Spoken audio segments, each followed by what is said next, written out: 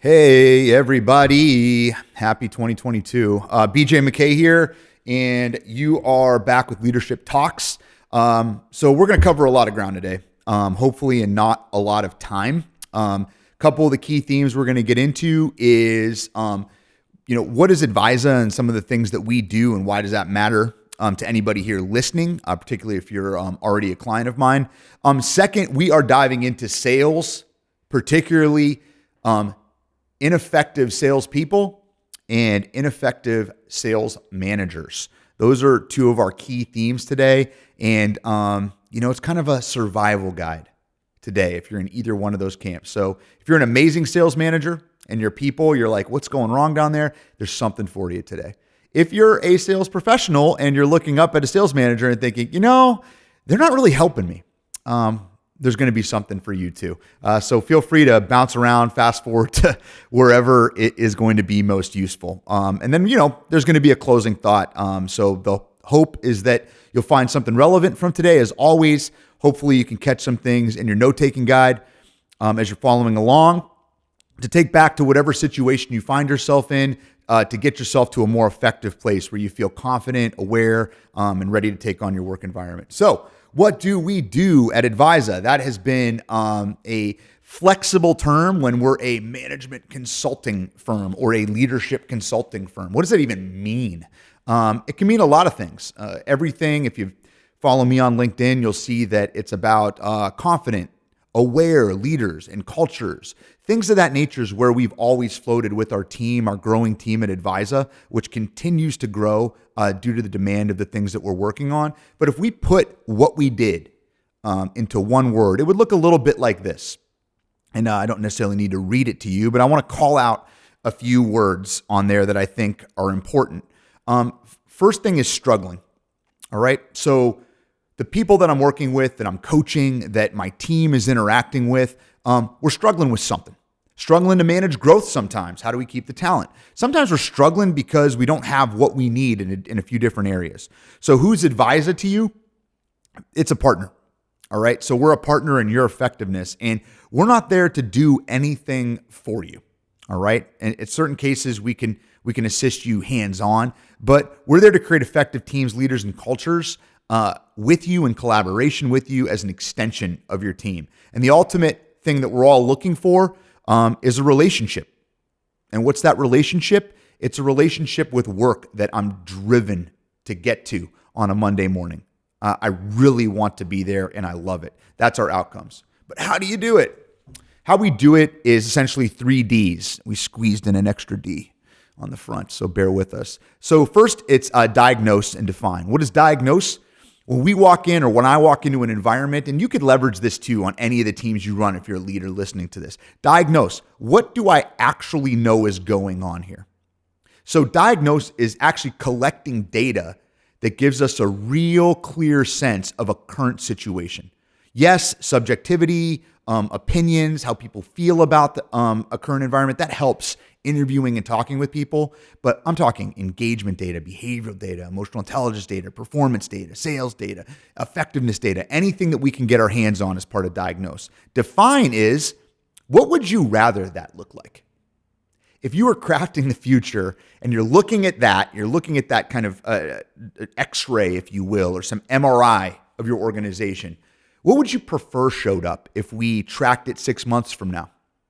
What about a year? What about 2 years, 3 years, 5 years down the road? How far out could we go? What should it look like? And in define, it kind of ends with adding clarity. As much clarity as we can that could be communicated throughout an organization, throughout a leadership team, etc. Then we move to design. What is design?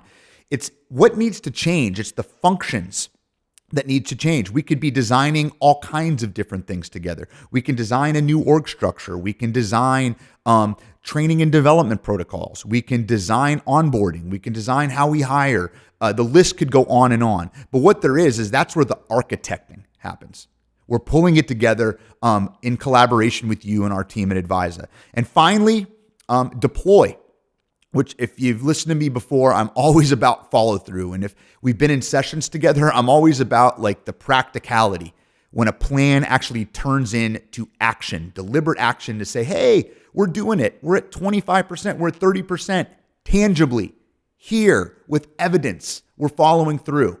And that's the empowerment we're talking about if we're dealing with a chief human resources officer, a director of marketing, a leader in sales, or the owner of an organization.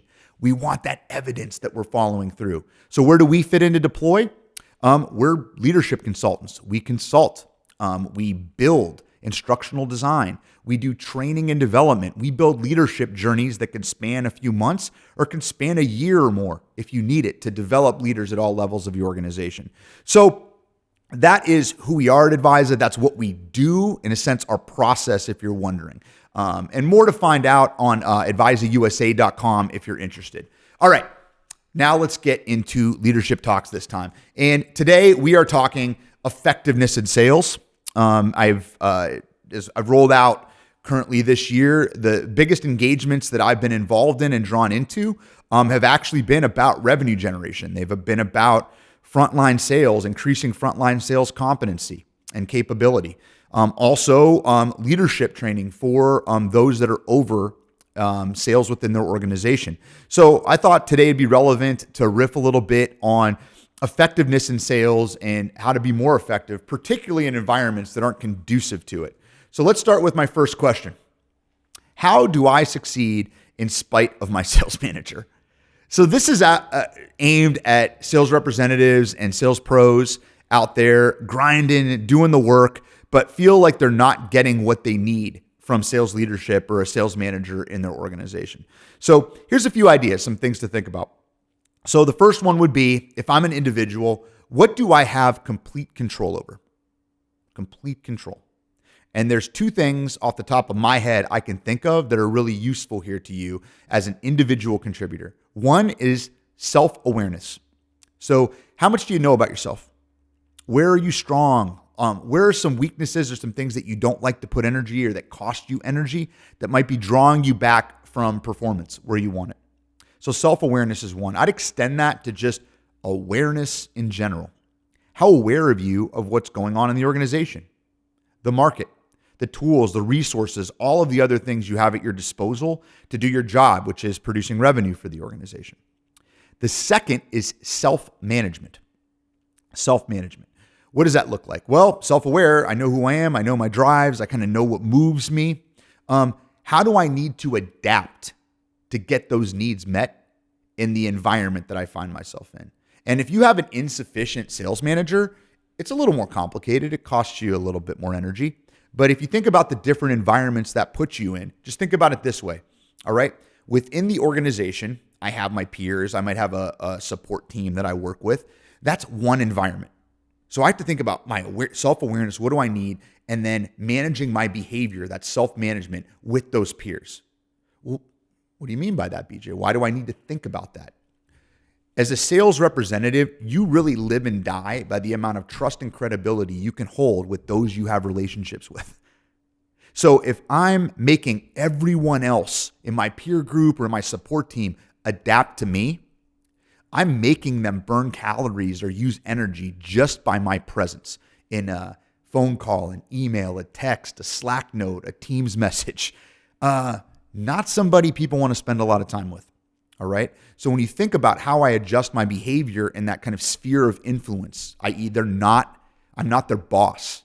I'm not their director. I don't have authoritarian power over anybody. How am I leveraging the energy that I'm giving to other people to make their lives easier? To be a person that's helping equip them to get their jobs done for my clients, for the people that I am selling to.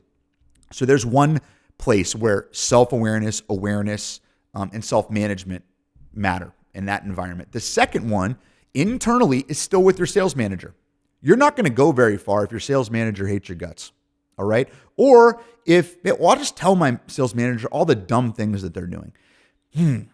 Let me know how that goes. Okay. Odds are, if a sales manager is insufficient, there's a variety of reasons that it can be that way, but a lot of times it's the inverse of what I just talked about. It's a lack of self-management, and then it's a lack of self-awareness in some case. I am not aware of my weaknesses in this job. I think it's someone else's fault that we're not hitting our numbers, that our team keeps churning, and we're to keep hiring more people.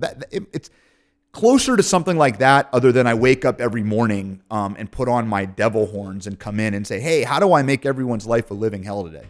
All right. I'm sure there's some of you out there. Odds are you're probably not listening to this.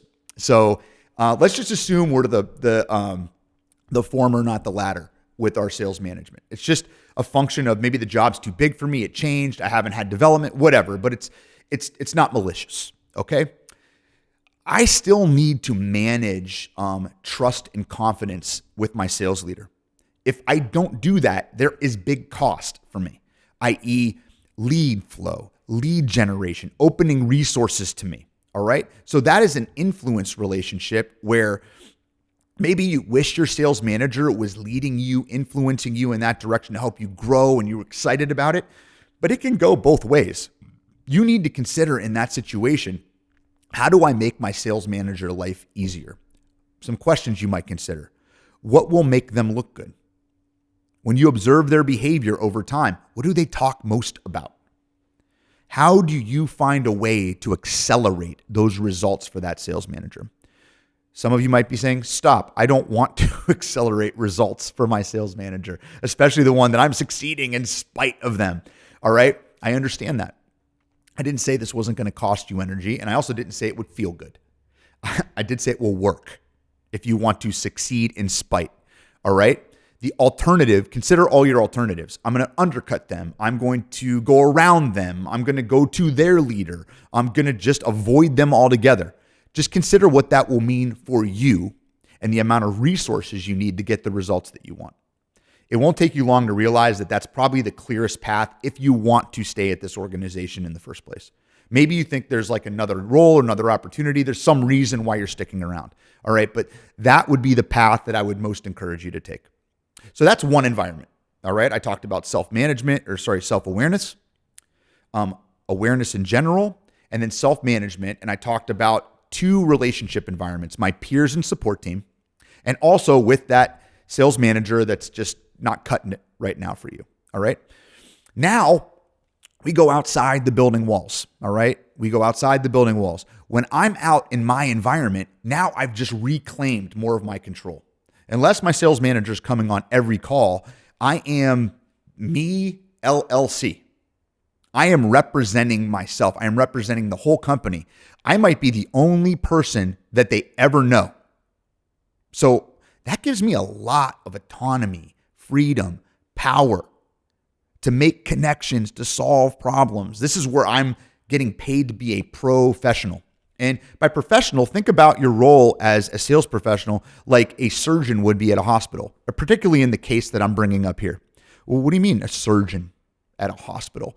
There's a lot of surgeons that really dislike the hospitals that they work in. They don't even like the management and leadership at that hospital. Does that prevent the time, attention, and care for the next surgery, the next patient they're going to work on? All of us should hope not, right? So we should be considering, if I'm pointing myself as a sales professional, we should be considering that when we go out to care for prospects and clients. And how do I succeed there? All right, there's a few different things, and we use a model called customer-focused selling, but it lines up with any other world-class selling model. The first thing when you come in is you need to be ready to listen. Why should I listen first? Aren't they going to buy things from me? It's pretty simple. I want to listen because I want to build trust and credibility. There's so much coming at people right now. No one's really hearing what some people have to say. As a talented sales professional, I'm not learning anything when I'm talking. Okay? So when I get in there, I want to set things up with, and we call it a verbal agenda, with an agenda that helps the client open up. I give them a framework to operate in where they feel comfortable. They feel comfortable sharing and they believe I'm competent. It could be as simple as, hi, I'm BJ McKay. I'm with ADVISA. Do we still have 60 minutes? Do we still have 15 minutes? Whatever it might be. Yes, we do. Great. First thing I like to do is ask you a few questions about your situation. Then I'll talk about what we do at ADVISA. Next, we can discuss next steps. Is there anything else you were hoping we'd cover today? Stop. Something like that. And what I've done is I've created the landscape for a call. I've set the framework for that conversation up. And what does it lead with? I'd like to ask you some questions first. It's the first thing that I asked for. So I am set up now. This is my environment. I talked before, self-awareness, self-management. I have to put a little bit of my own human being needs aside near term to bring that other person's needs to the forefront? Well, that sounds kind of obvious, BJ, doesn't it? When's the last experience that you've gone to in a retail environment, which all of us do every day, that you felt that before? All right, probably I've made my case right there alone. It's difficult to do. Our body and our hardwiring is out there to get our needs met. All right, but outside of our executive function, our low road's not really concerned about what someone across from me needs. It's how is this person going to contribute to me getting my needs met, or how might they be threatening my needs? That's the game that we're really playing right here. So in that environment, there's still self-awareness. All right, I feel like I need to talk right now. Well, it's time to present. I'm going to talk about what I can do now. Or, this could be a big deal. Oh, this isn't a very big deal at all. I'm going to back off. You have to manage that through what? Practice, training. There's all kinds of ways to do this over periods of time. But nonetheless, that's where, how do I succeed in spite of my sales manager? That's where you're going to go and hit home runs. Your sales manager is not going to sign any deals for you. Okay. So your action lives out there. And then ultimately, how do I succeed? And I know I'm kind of abbreviating this. There's other podcasts you can listen to learn more about the individual methodologies we use, and we can go deeper some other time. But if you end up selling a lot, like a lot, or more than your peers at minimum, what did you just purchase for yourself? You just purchased something called leverage. All right. And what that buys you is more influence around the institution that you're operating in. All right. When you're doing that, you have a certain sense of power and autonomy that's not by title. You're still not the manager. You might never be the manager. All right. But now your opinion and how things look here tend to matter more. All right. So tying a bow on this, that is my high level guidance on how to succeed in spite of a sales manager in that situation. And then you always have the out options of it. If you want to just sit and complain that they're the reason you're not getting any results, there might be some merit to that, but I'm telling you, it's a pretty short run and you're going to feel like a victim most of the time. It's not going to feel very good to go to work. You can also leave, but why aren't you leaving? There could be a few different reasons for that. One, you might already be really highly compensated, think you're doing really, really well, and that is what your price is to suffer the sales manager. You've decided that. Okay, that's your choice. You can go at any other point. You honestly might not be that great at selling. That's also another option. And maybe I'm blaming my sales manager because I can't get it done, or I'm blaming our product or whatever. In that case, you can move to another role, consider maybe that's that self-awareness piece. Do I even want to do these behaviors? Is this what I really want to do? Those might be some questions to kind of extract you from that situation if you don't want to stay. So hopefully some of that was helpful. Now, all right, sales managers, if you were listening, you're like, I don't know if I like this guy. I don't know if I want to listen to him. He's really talking down my profession. I wasn't talking to you. I was talking to those bad sales managers, or the ones, let's call them bad, but let's just say they're unaware. They don't know what's happening there. Let's talk about you, sales managers. How do you succeed in spite of your salespeople? All right. Now, this might be a more common call that I get because I will communicate with sales managers, sales leadership, training and development directors for organizations that are always looking at, hey, how do we get better salespeople? How do we grow our salespeople? What do we do with our middle of the road salespeople or our weaker salespeople? How do we bring them up? What do we do? We're trying all these things, but we still have our 3 or 4 golden unicorns that just always produce revenue. We just want to replicate them, BJ. And I'm like, yes. All right. If there was a tried and true model to make all your bottom performers top performers, I promise you someone would have likely sold it to you by now. That would be a not well hidden secret. All right. My game where I like to play is in the middle. And here's why, sales managers, succeeding in spite of them. All right. You can learn some things from your unicorns. The ones that just, why'd everything they touch turn to gold? It's crazy. What can we learn from them? You can learn some things. However, careful how much of that you bring to folks whose current performance is middle of the road, or their consistent performance is middle of the road. All right. Because if it would all just cut and paste, you would just send those people to get mentored, your middle of the road people, by your top performers, and then they would just become top performers. Right? You just send them and show you, and then you just go do it. Right? It's that simple. If you've probably tried that or something like that, it doesn't work. Next mistake you can make: elevate those top sales performers to management jobs. Then they're responsible for training people. Actual sales performance in this job, in management and leadership skills are actually two very different capabilities. So should you elevate those top reps to help nurture and manage some of the middle or maybe even some of the bottom reps? You could, but have you effectively trained and developed them in what is management and leadership skills so that they will be equipped to do what you've positioned them to do as a associate vice president of sales, sales team leader, sales manager, regional manager, whatever in your format that fits. So if you haven't done that, get prepared for this. Those individual sales managers selling for ineffective people. That still only scales to a point. And if I'm one of those sales managers and we're coming to the end of a quarter, guess what I'm going to go do? I am going to go save our number with my own two hands because I haven't been trained and developed and I'm not prepared and I don't have the confidence to go out and actually grow and develop the talent themselves to go do it. So there's just a couple reasons. Two, if you choose to elevate your top performers on the street to be managers, do it with a lot of forethought and do it with some development to make sure that they can get there. I wouldn't just escalate them. You're so great here, you're going to just teach everyone else and it's just going to be great. It doesn't tend to work that way. All right. So let's go back to how do you succeed in spite of your salespeople? You're the only sales manager. We're going to keep our top performers performing. We're going to make sure that they stay happy. So when we're looking at the middle, the first thing that I would look at is I would get some data. We talked about the ADVISA methodology of diagnose and define. First of all, is your sales job itself defined? Do you have a clear job description that has not only the things to do and the key performance indicators or revenue results, but do you have actually the capabilities that are necessary for this or behavioral capabilities or competencies? How is a person that succeed here typically behaving on a day in and day out basis? How would they be behaving and communicating in meetings? Risk tolerance, level of aversion or attraction to conflict. There's all kinds of meat there that a lot of the folks that we work with when we first get in there just don't know carte blanche around their team. They can assume it, but they don't know. So you can get a data set there to look at what is working with our top performers. How are they wired, if you will?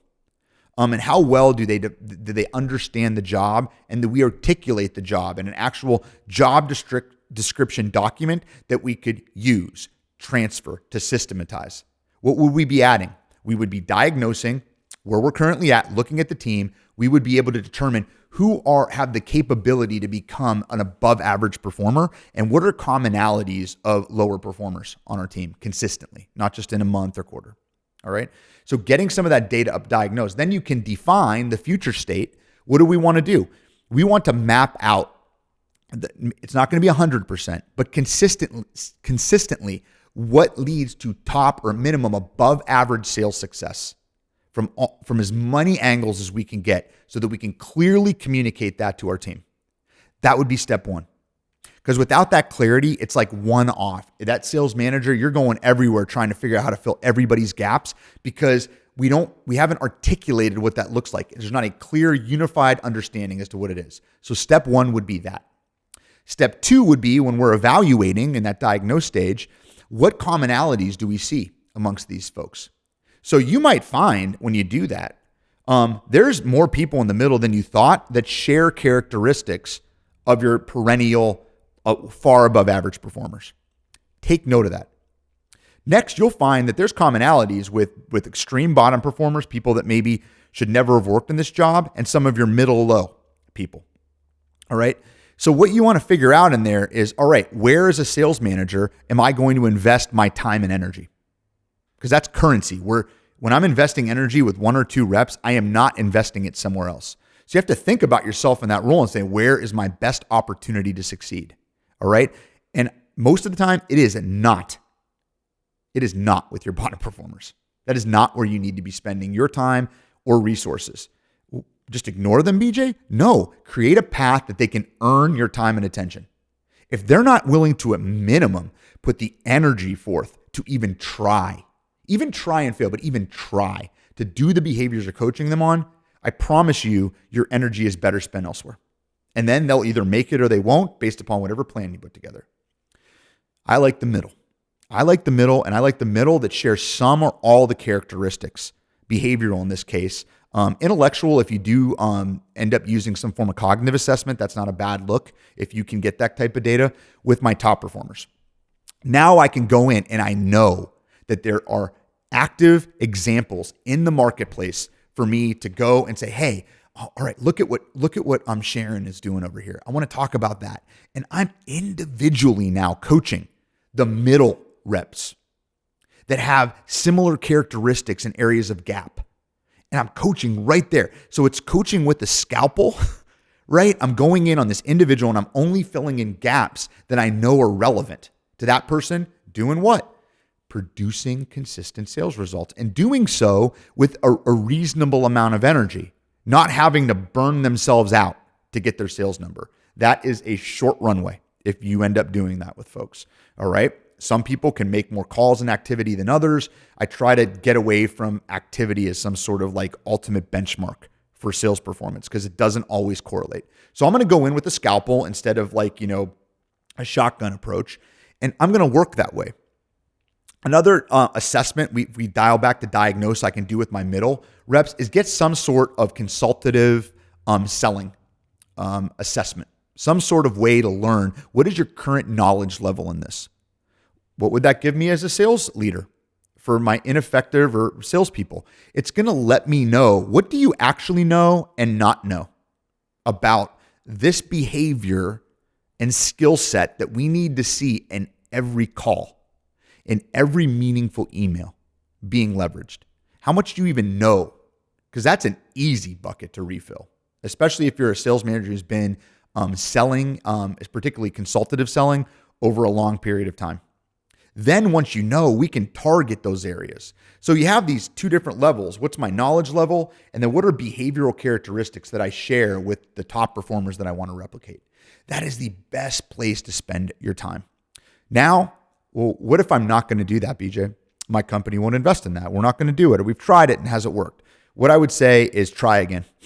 Like frame it up strategically and give yourself enough of a runway to start using that data, partner with someone outside. We do this at ADVISA, but if you have another competent group to do it, terrific. Get somebody to guide you through and create the roadmap for you. If you don't, I'm not getting the sales results we want. It's because my salespeople aren't good. I have 20 salespeople. I have 5. I have 100, whatever it is. All right. The alternatives, once again, I was talking to the salespeople before, but the alternatives for a sales manager are also not that sunny. What do we end up doing? A couple things that I've observed. One is I'm the hero. I'll go sweep in and I'll do all the selling for you. You are basically my lead qualification and meeting getters. All right. You can get by with that over time, but what's the problem again? That doesn't scale. You need to be in the meeting to make sure that they go well, or they won't. You need to be the one confirming next steps and advancing an opportunity with the client to completion. If you're not there, what happens? What happens is you lose sleep. What happens is you're worried that a person, you know what they're going to do. They're probably going to behave like this. If you're worried about that, I almost guarantee they're going to do it that way. Well, how do you feel about that? I feel terrible. I want to be there right now. Okay. That's one example. A lot of sales managers that I work with are in that reality. All right. And it is exhausting. It is exhausting. You weren't meant to be one salesperson where there's 5 other people or 6 other people that all they're doing is inviting you to their meetings so you can do their job for them. That is not effective. Could you succeed in that? It depends on what success means. If success is just hitting a number, sure, you can get by a while. What's your job satisfaction? How's your work-life balance? How much time do you get to spend at home? What about when you go on vacation? I mean, I can undercut that lifestyle pretty easily. And as we talk, hopefully you're like, man, that's my reality. That's what happens. So that's one thing that I can commonly see. The second one is I spend all my time and energy with the people that are performing the worst. Well, why do I do that? Why would somebody do something so silly like that? Well, they're meeting with clients. They have my clients. We've transitioned 4 or 5 clients over time. I need to make sure it's okay. If you're that worried, we shouldn't be transferring clients to them ever. We should be validating whether they're fit for the role or not. And they need to prove that in an environment that's insulated from relationships and things that are going to significantly cost your organization or even sales manager your quarter. We need to know that in advance. So what I would be doing is taking those people off the street and reevaluating what type of development do they need? Are they going to show the motivation, drive, and grit to even try to grow in those areas? as I role play and I create scenarios, can they actually demonstrate that capability with confidence? Yes or no? I would not be having them have a business card, virtual or otherwise, and just run in the streets. That can destroy your leads pretty quick. And you're going to look back on, I'll just have them invite me to every meeting. That'll actually look like a better plan. So I see managers spending 80% of their time with those individuals, and I've yet to see that pay off where someone's like, man, I'm glad I did it. It's great. Work's going awesome. I love it. I love spending time with all the people I probably shouldn't have hired. All right. I'm it's a little metaphorical here. Maybe there's opportunity there, but that's the places where it happens. So in conclusion, how do I succeed in spite of my salespeople? I'll go back with what I said to the reps: self-awareness, awareness, and self-management. Step away, start to figure out in that self-diagnosis and self-define, where would I want to spend my time? If the numbers are given to me by Wall Street or by the board or by my CEO, all right, that's your marker, and that's probably pretty fixed. You need to work backwards to figure out what's currently working. By working, I mean it's consistent. It doesn't drain me dry. We could do it in perpetuity.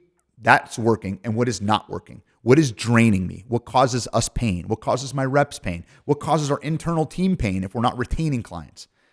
Figure that out first, and then try to open up your time, sales manager, if you're stuck with the weaker performers all the time, to extract yourself. If you're just riding only your golden unicorns, okay, to pull back and figure out, how do I transfer knowledge? And where I would prefer you spend your time is most cases is with that middle. That middle is primed for development, primed to learn, and they're closer to the outcome that they want from these higher performing, consistent sales professionals you have on your team. All right. So hopefully some of that was helpful in spite of your weaker sales professionals. All right. Here's a highlight point for you. What is a hidden secret of top sales professionals? I think when I look online, you look for like the clickbaity things. Everyone's looking for a hidden secret. Like, what's this magic? What's the magic to get the best sales reps? What's the magic that my best sales reps are doing? And I'm going to give you a couple things I hope are functional. And like most things, they're probably not going to be like this transcendent aha moment for you. So if you're waiting for that, the magic pill, I don't have it. But I can tell you a couple things. All right, there are a few hidden secrets. They're just not special looking. When you look at people in any profession that consistently win at the same game, I mean, football is a good analogy, but you can go anything, European football, soccer, baseball, basketball, the teams in sports that consistently win just all the time. The ones where it's when they have a losing season, you're like, wow, what happened there? All right. When you look at that, when you look at the head coaches or the leaders that drive those different cultures, what you end up hearing is someone who sounds pretty bland. You get your Bill Belichick's. You get your Nick Sabans. You get your Greg Popovich from the Spurs. You get this, we just trust the process. Yeah, it's all just executing all four phases of the game. Yep, we just bring in, it's all about the culture, team, just doing the right things, do your job. It's the same answer for individual contributor, sales professional, and a sales manager running a team. Do you or do you not have a consistent process that you are confident in, and it is competent process that gets the results, and it can be supported with what your organization is willing to give to it? Yes or no? If the answer is yes, you probably are sitting in a position like a lot of those perennial winners. The system and the process, well maintained with energy and attention, is doing a lot of the work for you. All right, you still need to be there. You don't want to fire that head coach that's out there, but it's more of a maintenance and keeping the flywheel spinning on something that's working. What it is not is just one-off brilliance, individual exceptionalism, where I got that one big time deal. I got this one thing. One of anything isn't going to win you 10 championships. All right. And likely sales manager, you're going to need to hit some numbers next year. I heard they're probably still going up in spite of anything, pandemic or anything else that goes on. And odds are shrinking is not in your future. So building something that's consistent, playing the same game, ensuring everybody knows the game that you're playing. That's one of the secrets. Both of individual sales professionals, they have that process. They know how they're going to win that year. They know how the work goes. So they tend to be more cool, calm, and collected. The downs aren't quite so deep. The highs are high, but it seems like they shrug it off. Is that humility? It could be. It's just confidence that this is going to work because it has worked, because I practiced and trained it, and it is a competent process, period. Sales managers, it's the same principle. Even at a higher level, you have more control over what that environment looks like in that game. So that's one. It's that process. Knowing it, understanding it, getting to it in a way that's included people, and we have a really full understanding of what's going on. The second one, with just sales professionals, let's go right to the individual contributor. I need to find individual sales to people that can produce results. The one thing I found with the top ones that I deal with, the ones that are top all the time, is they don't really act like they are. They are curious. They're super, super curious, and they are hungry to learn. Super curious, hungry to learn. You might be like, yeah, BJ, that's obvious. Some people, you'd be surprised, they don't value those things very much. All right, they're looking at other things. What was your sales record in the past? What was your track record? Let's see your LinkedIn page, like resume, etc. In the interview, you can capture a lot of this. How curious are they? What kind of questions do they ask? Do they really care what your answers are? How deep do they go? What's their response with that? What do they do in their spare time? What do they study? What do they get into? What are they excited about? How do they talk about it? All right? And then you can listen. Are they bragging about it? Are they trying to look cool and awesome? Are they trying to be the flashy sizzle? Or are they the steak? Do they really know something? Have they proven grit in something else where they weren't very good at something at first, but they were willing to stick around and learn? Have they evidenced that for you in an interview process? So those are the two big things I'd leave you with if there were hidden secrets of top sales professionals and even sales leadership. In that case, it would be those two things. All right. So let's land the plane here. In closing, a couple thoughts as you're listening to this. One, if you're starting to listen to these podcasts that I'm doing, these sessions, look back at some of the ones you haven't listened to yet. I'd encourage you, as you're taking these in, to, if you're listening to this like on a run or a drive or wherever, if you're watching this on YouTube or some other platform, I would consider at all times coming back at the end of these to take notes, to find something actionable that came from this. How many books have you read that you've highlighted that you didn't look in, that nothing turned into behavior change? Nothing turned into something that advanced your life that even 3 months later you'd remember. Oh yeah, I might have read it in that one book sometimes. If you've invested this much energy listening to it, take what we talked about today and come away with one question. One question to challenge yourself with, to bring to one of your sales reps, to bring to a leader in your organization. Just come up with something that you will take responsibility for doing. You could take it from just this podcast, but I would consider taking that from any educational development or growth endeavor that you're out there involved in. What one thing am I going to do when I leave? And you're like, oh, I hear this all the time. I'm telling you to actually go do it. And then measure it against a time and energy investment that is almost immaterial to you. What does that mean? Something that takes less than 3 minutes, 5 to 3 minutes. That's not an exact science. Something that's so minuscule in terms of your follow through that your body almost rejects it. Well, that's not going to matter. That's like doing 3 minutes of running a day. What use is that going to be over time? I need to run a mile. I need to run longer. I promise you, if you keep inching along this way and do these little 3 to 5 minute installs that you do every day, I'm going to meet with all my reps this week, and I'm going to ask this one question to each one of them. Then the next week, I'm going to tell them, hey, let's get back together. I want to talk about how that went. 3 minutes, 5 minutes, 3 minutes, 5 minutes.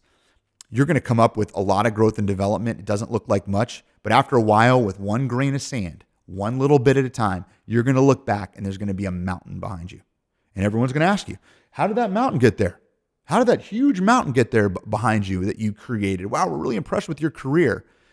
You're going to have to come up with something, interesting to say, but the odds are really good. It was moving 1, 2, 3, or 4 grains of salt or grains of sand back behind you every single day for a pretty long time to get it done.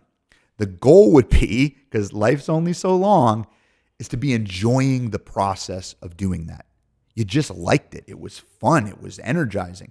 Back to the start with what we're trying to build at ADVISA. I love to work here.